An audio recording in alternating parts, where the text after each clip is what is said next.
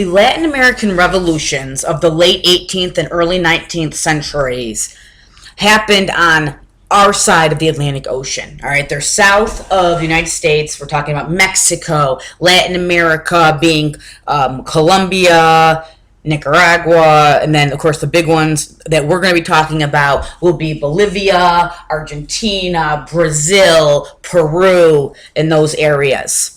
All right, back in the early 18th century, they were ruled by primarily France, Portugal, and Spain, with the Dutch having some, and the French also owning some islands in the Caribbean.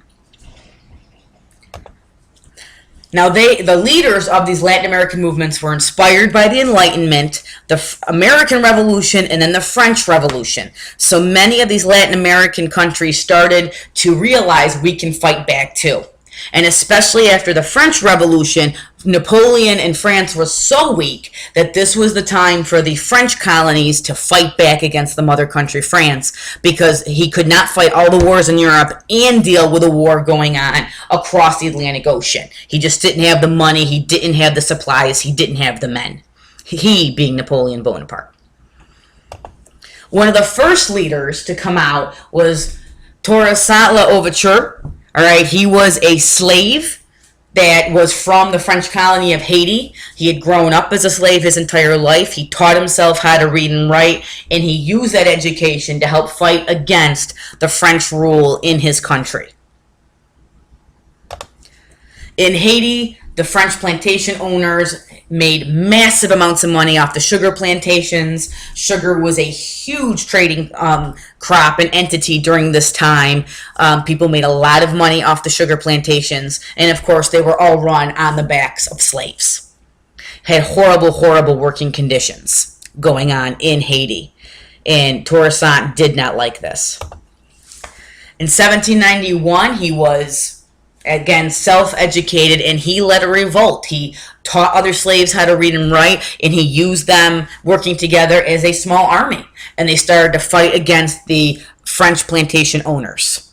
He read all of the Enlightenment thinkers, and with his books, his education with the military background, he basically was able to get rid of most of the French plantation owners and control the island through military force.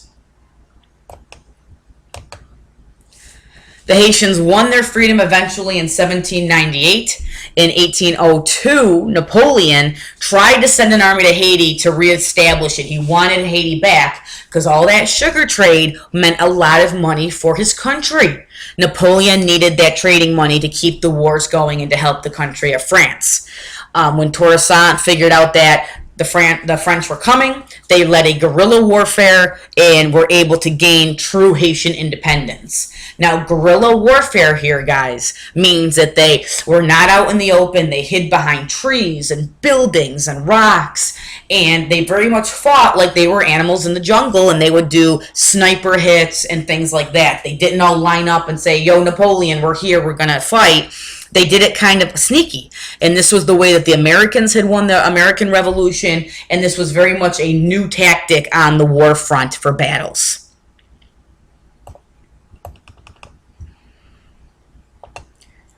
Now, unfortunately, when the French got there, there was something called yellow fever. This killed a lot of the guys, very deadly fever, and Haiti became a true republic in 1820.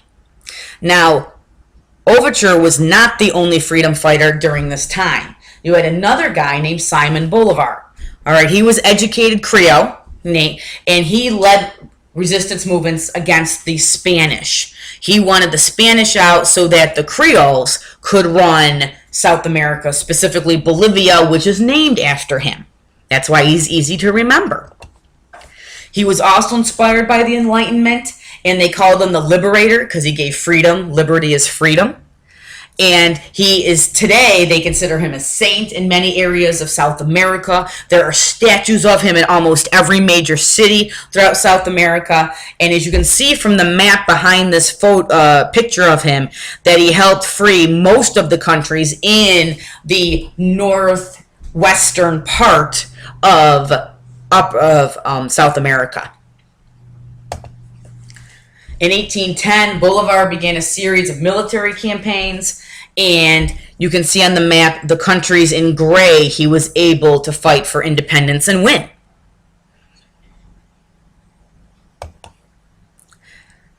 Now, he did not work alone. He had a colleague by the name of Jose San Martin who also worked with him, and he went further south in South America, and he defeated the Spanish in Argentina and Chile. So he was able to bring freedom and make them into independent republics by the time we get to the early 1910s. Now, while all this was going on, there was also a leader in Mexico named Father Miguel Hidalgo. He was a priest. He was a Catholic priest. And he also believed in the ideals of the Enlightenment. And he was very much fighting for the rights of the poor, of the natives in Mexico, and of the mestizos, which were a mix between natives and African slaves.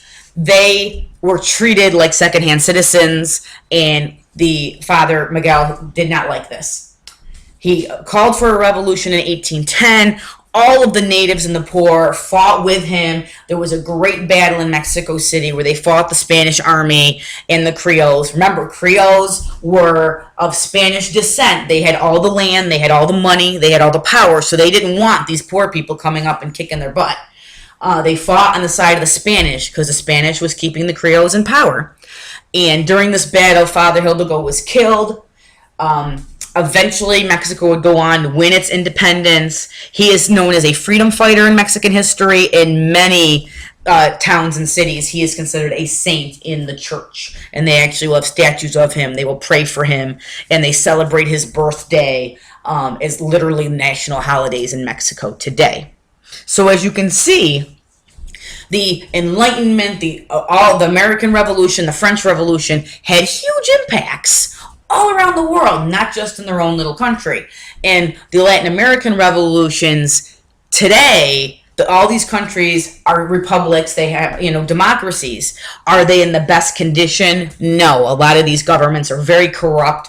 Their government is not treating the people fairly. There's a lot of stealing of money and funds and things like that. And you still have a tremendous amount of people living in very, very poor conditions. No running water, no sewers, no electricity, limited food, and very limited economy, no real jobs. Education is not the greatest.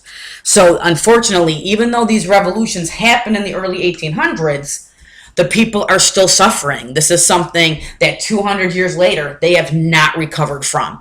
They still have a lot of problems that they have got to continue fighting for to improve their conditions even today in the 2000s.